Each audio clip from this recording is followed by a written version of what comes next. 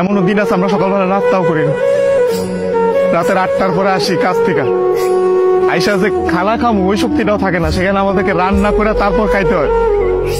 আমাদের কোনো ছুটি নাই, একদিন আমরা ছুটি পাই, ওই দিন আমরা ঘর গুছাইতে কাপড় ধুইতে এটা সেটা করতে করতে চলে যায়। কাপড় ধোয়ার জন্য যে মানুষ রাখলে তো টাকা যাবে, বেতন দিতে হবে ওদের, ওই টাকাটা বাসায় আপনাদেরকে পাঠাই, তারপর ওইটা দিয়ে আপনারা ফুটানি বানান। এই যে ইস্ত্রি করা, এই যে ভাজ আলা কাপড় বেড়া ঘুরেন, আর এই যে কাপড় আমরা কাপড় পরতে পারি না ওইখানে। এই যে এখানে দেখেন না ভালো ভালো কাপড় পরে ঘুরতেছি, এটা খালি আম্মা আত্মীয় স্বজন দেখে ভাবে যে অনেক সুখে আছে।